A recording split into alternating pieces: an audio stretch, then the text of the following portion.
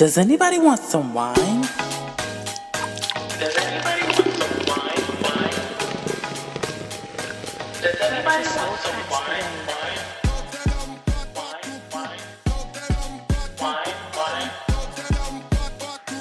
Does anybody want some wine?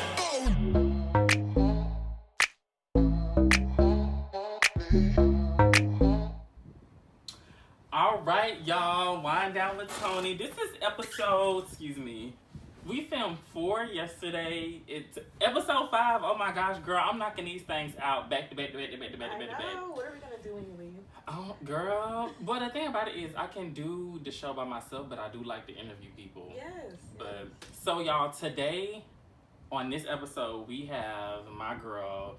We've been trying to get you on the show forever, and you're finally here.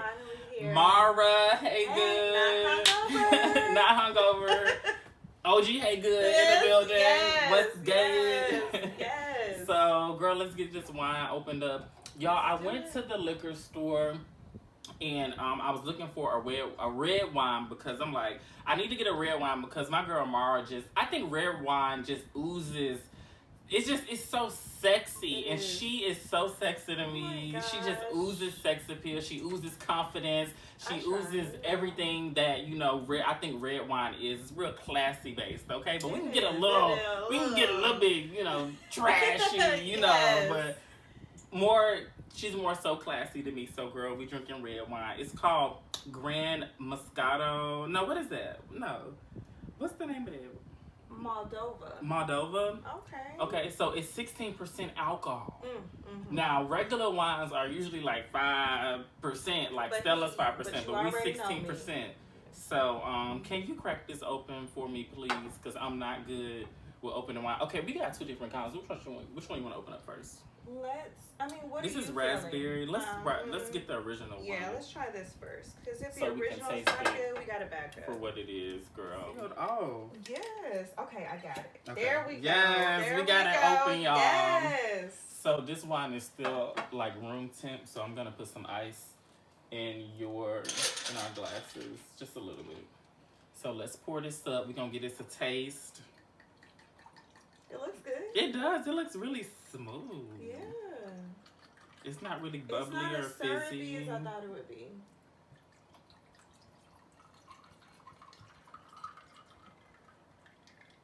Yes. It smells good. Okay. Yeah, it does smell. Okay, I can do this. This My is God, a little bit today. of a cognac taste, though. It's strong. It's good. It's strong and smooth. Don't start. I like this. I love this. A lot. I can see myself buying this again. Guess how much it costs? A cognac taste, though. A little bit. A little bit, yeah. It's kind of packaged like cognac a little bit. I'm about to be hungover again. I like that. And girl, it was only $10. See, that's what I'm talking about. It was only $10. The best things are not. All right, so I always open the show with a mental check-in. Yes. How is Marrah doing mentally right now? How's your mental? So it's pretty good. I operate on a theory of taking it one day at a time and watching at least one TED Talk a day. And TED Talk. I watched a TED Talk, and this lady talks about 3 traits of resilient people. People who are just really resilient in life. Okay. Exercise these 3 traits. Now, there's a lot of things to resiliency, but these 3 traits. Seeing the good in things, always be grateful for what you have, and try not to focus on the negative and staying there. Okay. Only focus on the things that you can control. So. What's her name? Lucy Horn is her name. Lucy Horn, and she does TED Talks? Yeah, she. Where can we find her? TED Talk. So you can. I have the TED Talk app. Okay. Just download the TED Talk app, and you can just type in her name, or just put 3 resilient traits, or 3 traits resilient people have, and it'll pop up. And what's her name? Lucy Horn. So Lucy Horn, y'all go check out Lucy Horn on her TED Talks. So how are you mentally though? You're watching TED Talks, but are you good? Why are you watching TED Talks? So lately, I struggle with keeping the mental at the most high. Like, it goes in waves. Yeah. So, like, I can say on a scale of 1 to 10, I'm probably at a 4. Simply because, you know, I have 4 kids, and then I have a black son, and then I have a husband, then I have a career, and I still have to find time for self-care. That's a lot to juggle. I have no self-care. I didn't realize how important self-care was. Oh my God, it's so important. I have none. Like, when you become a parent, you really have to schedule in self-care. And I can only speak for black women, because with black women, if we do not self-care, we will go crazy. We will go crazy. So, I'm managing. I'm not sure if that's good for mental. I don't know if managing is okay. No, it's not okay. Yeah. Because self-care is important, and you need to find some time to go do something you like. What do you like to do? I love working out. Okay. And I love being around friends and people. Like, I can be around my friends all day, every day, and just talk. Yeah, me too. I love my friends so much. I was just talking about that yesterday. Like, I really, really value my friendships, like relationships. Like I told them yesterday, we're in a relationship. Yeah. We just not fucking. Okay. This is a relationship. Yes, we just not having sex. That's how I look at it. You know, it's crazy. I was telling both of my friends, I've known them for about 10 years plus. And like, when I met them, I didn't have kids. We were just having the times of our lives. But we have been friends for so long because, like, I love them. Most of the people that I am friends with, I love. And we clicked that first time. Yeah. And my friends can tell when, like, you're not right. Yeah. What's wrong with you? I agree. Yeah. The real friends can weed them out, girl. Yeah. Real quick, like, don't bring shawty around here. You know I'm going to tell her and you how it is. And I will get on the phone and be like, I ain't coming over there. She over there, Well, I was going to say it's good, but I'm glad that you acknowledge where you are mentally, because a lot of people don't acknowledge it, and then they slip into depression, and then it's just it's unstable from there. So you acknowledged it, and are you gonna start taking care, getting some self-care in? You know what? Because the first thing is transparency. Lack of transparency to the people that you love the most and they love you, you can't get help. So if I'm saying I don't have self-care and you're like, okay, well, you need to get it done, what I'm going to do is I'm going to go running in the morning. I love to run. I really do. I didn't think I would like running, but it's okay. It's okay. Once you find a good breathing method, it's okay to run for a long, and you feel good afterwards too.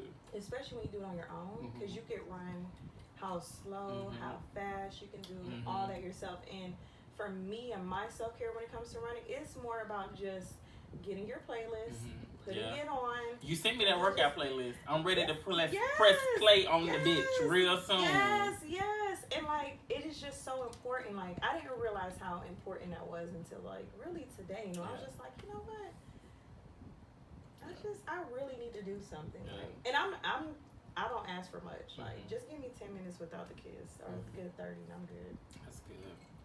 Thank you for sharing that. I appreciate it. You're welcome.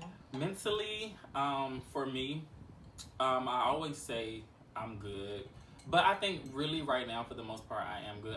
I'm excited to leave, but it's bittersweet because I'm leaving so many good friends. And it's, you know how the Army is. You meet all these great people, and then you have to leave them. And you don't know when you're going to see them again. I mean, we can visit each other, but when it comes to field exercises, deployments, work schedules, it's hard. You know what I tell people when it comes to stuff like that? Don't think about it that way, because when you leave, you're really going to see who's your friend, who wants to be in your life. Because I'm going to tell you right now, I don't care how far you are, you're going to know that I love you. You're going to know that, okay, look, I don't know who this new friend is you have in Germany, but you need to FaceTime me at 1700 every day like we've been doing. I know I got a friend just like that. Yeah, and like, let us be excited for you. Don't think about the bittersweet moment. Just relish in the fact that you're about to travel. You're about to see all the things that I saw and then some. Like, just think about it that way, and just know that, okay, you know what? Yes, I'm going to be in Germany, but I know Marrah and Marcus will always pick up that phone.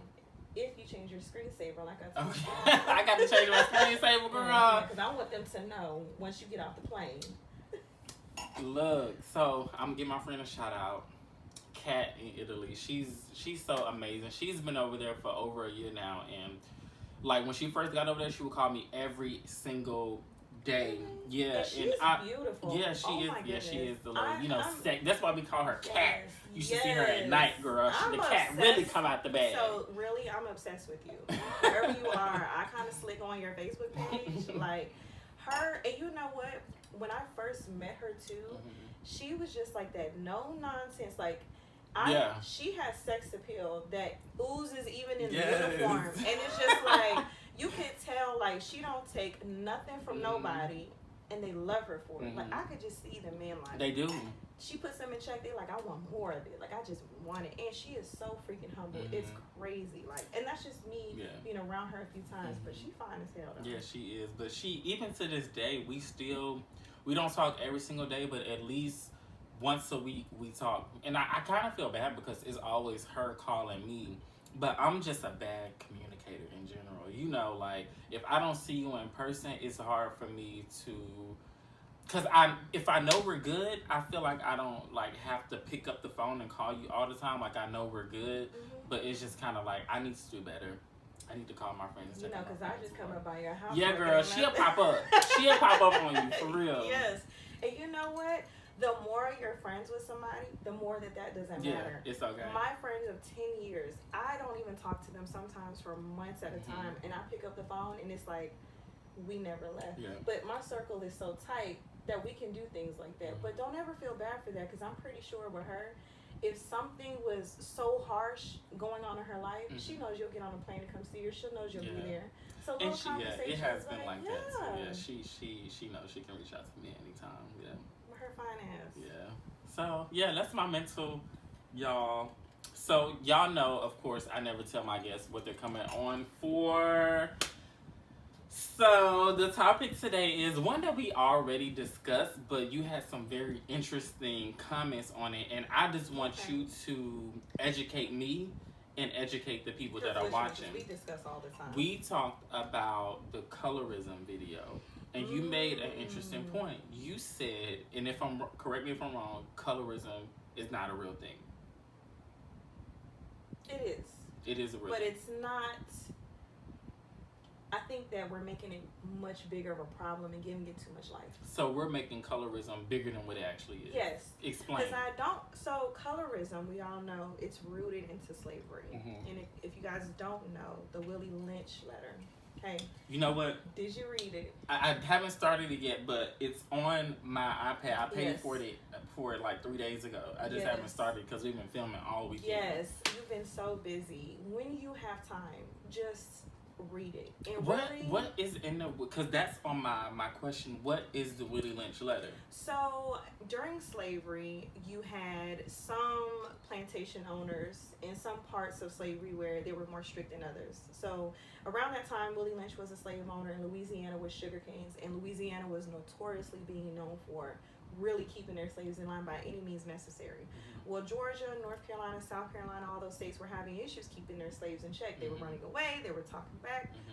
And they hired Willie Lynch to come and tell them, how in the world can we keep our slaves in line? What's going on? And he laid out a master plan, and he said, if you keep exercising this plan, that it will work for 300 plus more years. And one of those was colorism. And the reason why it works is because we give it life. The light-skinned, mixed slaves stayed in the house, and the dark-skinned ones stayed in the field. But they purposefully did that, knowing that we would fight each other over skin color. We'd be too busy working against each other to figure out a plan, how to get away. And that's why when Kanye West said slavery was a choice, it's much more complicated than that. We weren't just whipped and we stayed where we were, because whippings weren't even enough. Willie Lynch says that. He breaks it down. It's all up here. So now we're here in 2020, and I'm not going to diminish anybody's experience when it comes to colorism. You were dark-skinned, you were made fun of. Light-skinned, you were made fun of. But I really think that, let's turn the conversation around. So I have one daughter who's lighter than me, and I have two daughters who are dark-skinned, and my son, he's like my complexion. And I'm not saying that the problem is going to go away. What I'm saying is we give it too much life. Like, why do we have to keep talking about the experiences of when we were dark-skinned or light-skinned? Why? Now everybody wants to be dark skinned, don't they? Yeah, everybody want to be dark skinned, girl. Yes. It's like the new it thing right now. Yes, it's the it thing right now. Like, everybody wants to be Deja, and Deja's only 5. Like, that's crazy. Like, and then on top of that, it's like, when we keep reliving those experiences, we put that on our children. You may not have children now, so you kind of have an idea of how you want to raise your child. But when you have a child and they start walking and talking, you're going to wake up one day and be like, why are you watching everything that I do? Yeah. Why do we want to keep putting that out there? Yeah. Let's teach history so it doesn't repeat itself. But let's not keep talking about the same thing over and over again. Like, I just don't get it. I haven't experienced colorism. Not saying that it doesn't exist. I just haven't experienced it. I've been bullied, but never for the color of my skin. I've been preferred with guys for the color of my skin, but you got nice, pretty skin though. Thank you. You got some nice, clear ass skin, you girl. know, I like that. It's stress free, you know, Yes. and bunch of water and liquor. That's all it is. So with colorism, it's just we need to talk about it. It exists. It's not saying that it doesn't exist, but to the little girl who was dark skinned and wants to keep talking about how it was when she was growing up, like, you find now. That's another trait of resilient people. This lady was talking about how her daughter died, and she was going through these pictures. Same thing I did when my mom died. And it's just like, you have to stop and be like, is that really good for you? It's really reliving the experience over and over. Like, to tell your story. Like, I always tell people, it takes so much more energy to be mad and sad and than it does to just get a grip on it and say, you know what? That was then, this is now. Now, these men can't keep their hands off y'all. You're right. Now, we're not diminishing anything about colorism and saying it doesn't exist. We're just saying that Marrah's just saying that we're giving it too much. And we see it with rich black men who prefer a certain type of woman. So it exists. It's all in your face, especially that Chris Brown. We don't even get started. It exists. There are black men out there and black women out there who prefer someone who's lighter because they don't want their children to go through what they're going through. Yes, we see all that. But, you know, a lot of my friends who are pro-black, we always talk about the revolution and who we would have to annihilate. It would be those. We don't need to give it life. Let's talk about community. Let's talk about how everybody wants to be you. The darker the skin, like, even in the fashion world. Right. Everybody. The fashion world. They jocking our style. Yes, and it's not even black people. It's dark people. My mom grew up in a time where it was really bad with that. Like, she would always talk about how dark somebody's skin is or how they shouldn't wear a certain color. Now in Vogue, the darker you are, the better. They want you in there. Versace, they want you in there. So why can't we talk about those things? Why do we have to keep? And then when we keep reliving our experiences, we inadvertently give it to our children. You did mention that. Because we don't always watch what we say. So it's okay to educate our children on it, but it's not to just, hound them with this, colorism. Who's to say that when Deja gets older, because she's about your skin tone, who's to say when Deja gets older, she may not experience that? She may not. And like I said, colorism exists. Like, I want my children to only marry and procreate with black. But Deja may grow up in a time where they're like, oh, you too dark, and she gets pushed over to the white guy, or she gets pushed over to somebody lighter.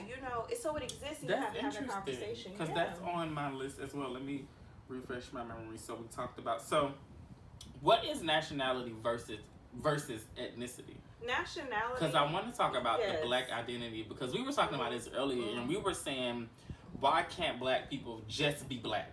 Why I gotta be black in my daddy Jamaican. Indian? Why I gotta be black and Indian? Why I gotta be black in this? Why can't I just be black? So before I ask you that, what's nationality versus ethnicity, what do you identify as? Black. Okay. I am black. Okay. Like, straight up black.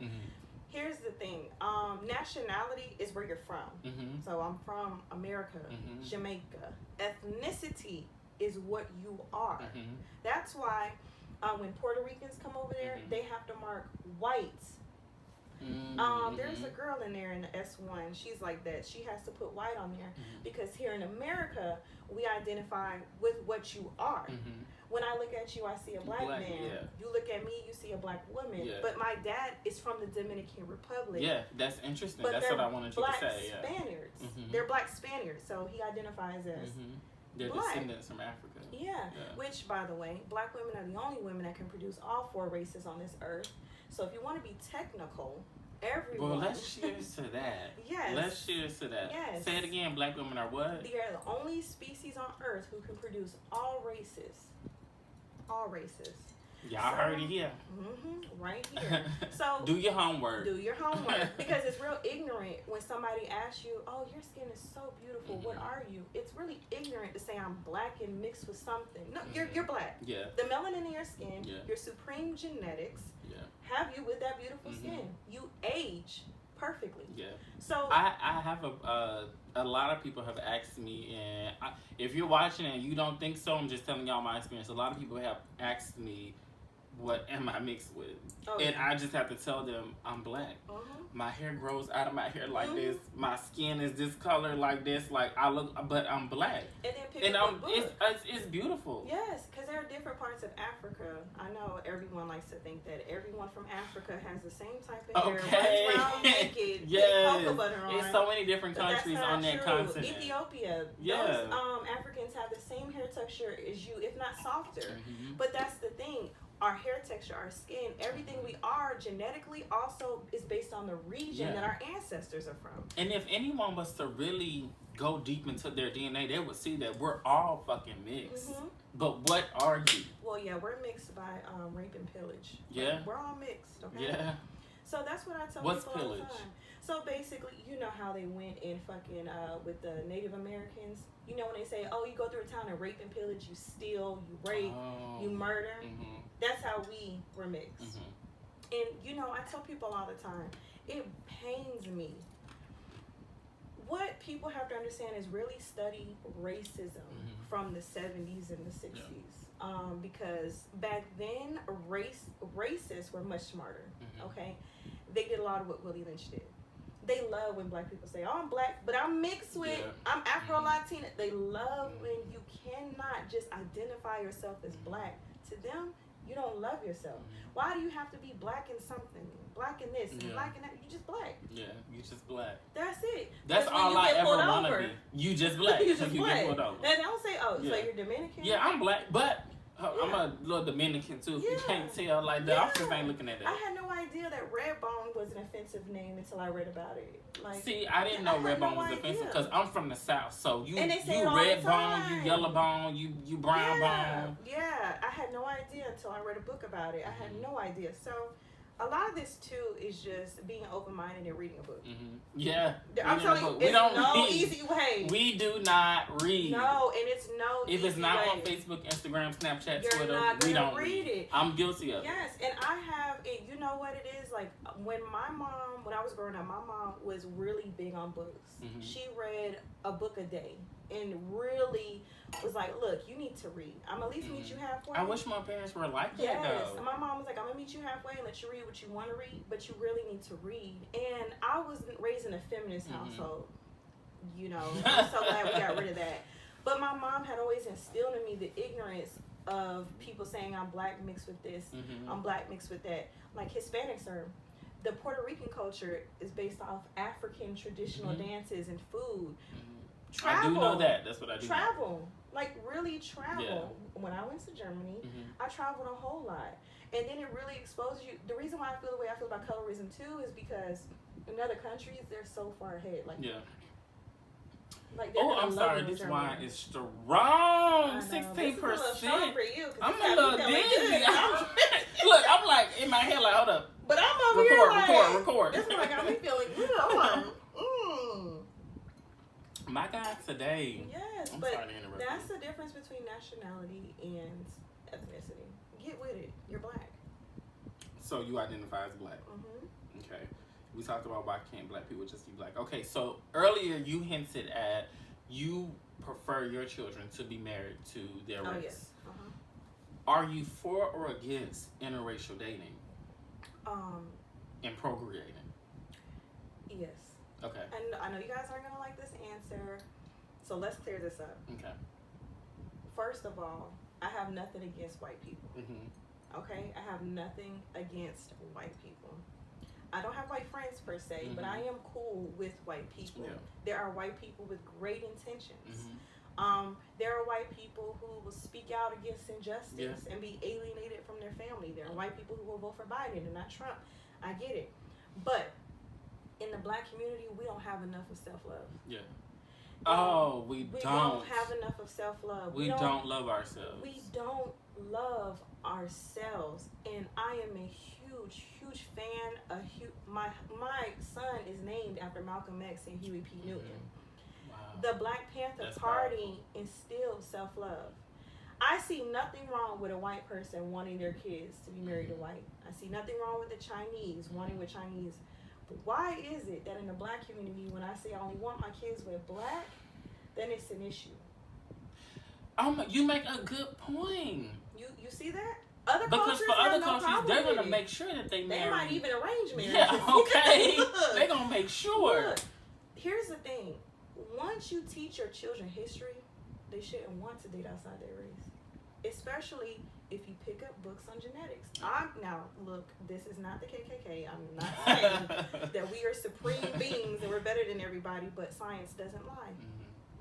I don't want my kids with somebody who doesn't have the same experience. Yes, I think 20, 40 years from now, it's still going to be different experiences. Yeah. It's human nature. I want my children to love themselves and love black men so much that they will not give up on them or themselves and say, you know what, I'm going to marry outside my race. I want them to want nappy-headed kids. I want nappy-headed grandbabies. I want pro-blackness. I want open-mindedness. Yeah. Don't mistake pro-blackness for lack of progression. Yeah. I want my kids to be with black. They have 2 black parents. They are raised by a black father. You can't go wrong with that. For me, interracial dating is not a big deal for me. If I had children and they wanted to date outside of their race, that's okay with me. I just feel like you need to make a cognitive decision. If you're gonna date outside of your race, if you're gonna be in a serious relationship with anybody outside of your race, you need to make sure that they understand black history. Because how can they support you? How can they protect you? How can they be there for you? How can they just be how can they just support you overall if they don't know your history and what you struggle with currently? They need to be quote unquote woke. I don't even like to use that word woke, but I just feel like I feel like you can love who you want to love, just like gay people can love who they want to love, but they need to be educated on. Charlemagne said it best. What Charlemagne say? You know I love Charlemagne. Charlemagne, the ever-living goddess. I love him. I love Charlemagne too. My kids, why put them through that? You know what I find? I find that other cultures don't apologize for wanting their kids to stay in the culture. They don't make any exceptions at all, whatsoever. Why do black people do it? Why do we think that we have to be so? You want to know why? Because I'm pretty sure once I said I only wanted my kids to date black people, probably just cringe. Why do we have to do that? Why do we have to make excuses, or why do we have to not make excuses? Why do we have to bend our blackness? Yeah. It's okay to tell your children no. But it's okay to expose them to history. You're right. But at the same time, I don't want to tell my children no, because I wouldn't want my parents to tell me no, I can't date another man. No, just like when a baby is born, do they come out believing in God? No. Do they come out believing in Beyonce? But what do I say? Well, we don't know that. That's up for debate. That's up for debate. But babies don't come out believing in God. You say, you're going to believe in God because I'm teaching you to believe in God. Why can't you just teach them to date inside their race? But why do you have to teach them that? Because why can't they we're all a blank canvas. If you teach them their history, if you teach them that this is the right way to go, they're going to go there. Just like we can teach them their history and still let them be open to going and dating and appropriating outside of their race. Listen, my kids are so open, I don't even let them go to church because I'm afraid that if one of them are homosexual, that they will try to kill themselves because of what most churches preach. So I'm all for being open. But as parents, there's one thing before you have kids that you have to decide that this is going to happen. A lot of black parents say, no matter what, you're going to be Christian. Yeah. You're going to go to church Wednesday and Sunday. Why can't it be like that for our blackness? I'm just the type of person who is growing up, I didn't like being told you're gonna do this, you're gonna do this, you're gonna. I always wanted to make my own decision, whether I knew I was gonna do it anyway or not. But what if I didn't tell you like that? What if I sat down and told you that you a king, you should date nothing less, you should marry nothing less, you should procreate with nothing less? What if I show you a black household? What if I show you a black stay-at-home dad? What if I show you history and you make up your own mind and say, because listen, you never get through the kids like that. Yeah, I'm not saying I won't never tell them that. I wouldn't tell them no, don't do it. But you teach them right, they're not gonna want to. I would never look my child in the face and say, look, this is what it's gonna be, because they're gonna rebel. But if you teach them right, oh my God, you make a good point. They're gonna rebel. Let me just stop right here. Parents, if you have children, when you start to tell your child to do this and do this they push back and they rebel. And it starts at 4. You can guide them, but do not feel like they have to make you happy because they're gonna rebel and they're not gonna. Even though they was gonna do it anyway because they seen what you done did, they're gonna do it anyway. But you don't have to force it on them. Trust me, they're gonna do it anyway. Yes, that's a key point. In my household, I have a ton of gay couples who they always ask me, "Can I be affectionate around your children?" I'm like, "Yeah, you can do whatever." Well, okay, not whatever. You can be affectionate around my children. Not whatever. Yeah, look, hold up, pull your zipper up right now. Okay. It's children here. You can kiss, you can hold, you can joke, you can do whatever you want to do when you come to my home, because that's the real world. Yeah. What I'm trying to tell my kids is, I don't care what book fucking this white man reads. Okay. I don't care. Tony is gonna sympathize with you and hold you and understand you and really bond with you before anybody white does. I feel like it's a protective mechanism for me. Okay. Like, I have to have my kids be all about black. Like, now, look, they can have white friends. They can have white people at their wedding. They can. Absolutely. It's fine. But when it comes down to what they hold dear, I want to raise a black king and queen who will not bend, who will say, you know what, I fucks with you, Brittany, Brooke, okay. But when it comes what's another white name? I'm thinking Todd, Adam, Tom, Ben. I fucks with you. You can be in my space, but when it comes to what I'm going to put out in this world, I want a black doctor, I want a black politician, because you make a good point. We need black doctors in this world. Make a good point. We need good black police officers. Like, but even if they procreate with something outside of their race, whatever they produce is still going to be black. I don't want no questions. I want a bunch of Tonys. So you don't want them to ask, so what are you? No. You want them to know. I want them to know. The black is black is, okay, yes. right here. I want them to just not have to deal with that. They already have to deal with too much. Yeah. And I don't think it's going away anytime soon. Yeah. Now, you cannot like it. I don't care. Don't be sending your white kids over to my daughters. My daughters. It's going to be no. Where are you from, Marrah? I'm from Atlanta, Georgia. Yes. Okay. Yes. Not the ghetto. What's the ghetto in Atlanta? I'm not from Decatur. What's that, Bankhead? Okay. I know Bankhead. College Park. I do know. That's what I do know. I'm not from there. I'm from the suburbs. The greater Atlanta area. Okay. So, interracial dating, Marrah is not for it at all. I am not that black woman that sees a black man with a white girl and gives this stare and the look. Yeah. Because if a white girl can get you, we don't want you anyway. Just stay over there.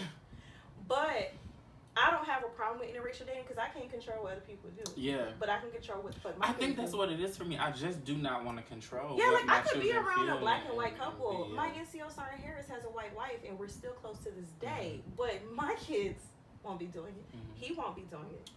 I'm going to express to my children that I prefer them to be with a black person because I want black kids too. And then when they get around me, I'm going to also let them know, hey, if you want to go mess with old dude over there, go ahead, do your thing, because, I ain't just, and they say love is love, right? Yeah, I wonder how that love is holding up at times like these when they have to have conversations. That's what I'm saying. If you're going to date outside your race, I just feel like you should, and you shouldn't have to educate them.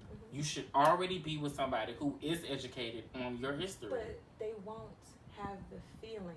Like, if I get pulled over right now and something happens to me based on race, I can come back here and you will hold me. That hold is different from you than it would be from Tom. They can't relate. They can't relate, and it's nothing wrong with that. It's just not their world. Yeah. So, I mean, I don't want my kids going through that. Now, and you know, I get this ignorant question all the time. Well, how do you have a problem with your kids dating outside their race? But what if they're gay? I'm like, they better be black. I don't care. Okay. They you better be black and gay. Okay. Yes, I'm very progressive, but I'm also black first. Yeah. I'm very, very pro black. Yeah. I like how you say you don't like the word woke. I don't like it either. Yeah. I think people have attacked people like me when I say I'm woke. Yeah. So let's try a different word. Like I like that. I don't like it either. Mm-hmm. Pro blackness is what it is. You're Yeah. very pro black, by the way. I love black people. Yeah. I love everything black. Now my husband, on the other hand, What you mean? he doesn't even want white people in our home, in our space. And I think that's because of what's going on today. Mm-hmm. If you would have asked him this. But see, I can understand because he is a black man in this country. Yeah. If you would have asked him 3 years ago, like, Travis, Whatever, he can come over here and have drinks with us, but the trust is the trust that was never there is broken. yeah. And I will help out somebody who's white. Mm-hmm. I had a neighbor. Yeah, we're not racist, No, guys, see, at all. black people can't be Seriously, racist, we're not but racist. we definitely do not discriminate. I had a neighbor, she was white. Can black people be racist? No. Why? What is the definition of racism? The definition of racism What do you think it is is? the oppression of another race, right? It's Plus- you look Plus down. what? Power. Nothing that me and you. No Look at matter her dropping how, gems. No matter how much money we have, no We're matter never- how much influence, We're not empowered. we will never be able to influence the futures and future generations of white people. That is the definition of racism. There's a book I'm going to read called Stamped. Get back with you guys for the author. Okay. He talks about racism, anti-racism, and now. And a lot of people, even black people, say black people can't be racist. No, can we discriminate? Yeah, yes. we can. Okay, so we can discriminate, but we can't be racist. Racism is all about power. Okay. It's all about power. Take, for example, the Army. Every white person in the Army is not racist. Every white commander is not racist. But he can stand in front of a brigade commander or a division commander and have my future in his hands. Yeah.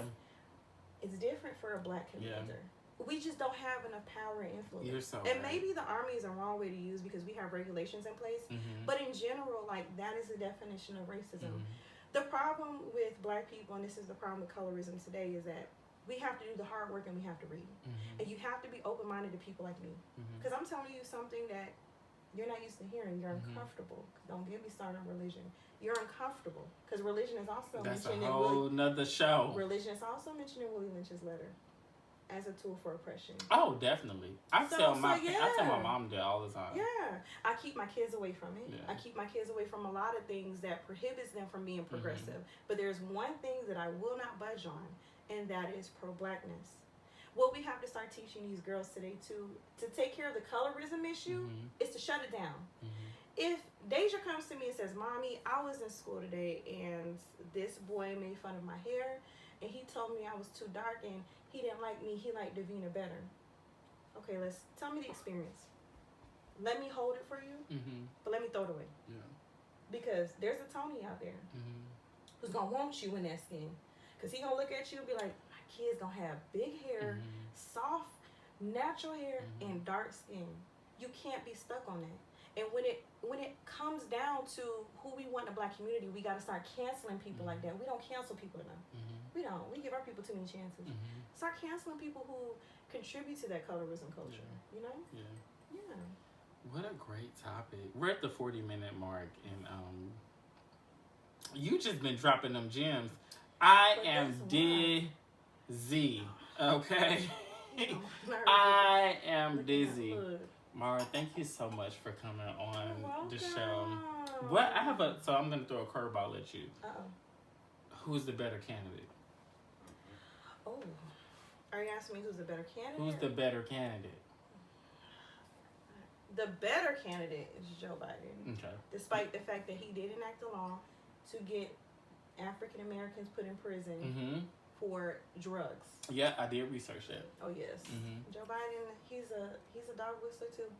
It's so crazy. This year we have to choose in between. It's like that every year. Who's the less evil But person? the reason why it works that way is because Donald Trump is like, he affects everybody. He affects the LGBTQ community. He affects the black community, the Hispanic community, white women. He affects white women. He affects Grab them by the pussy. white women. Grab them. He wants to take away your rights, which is nothing new. They were doing that back in the KKK era.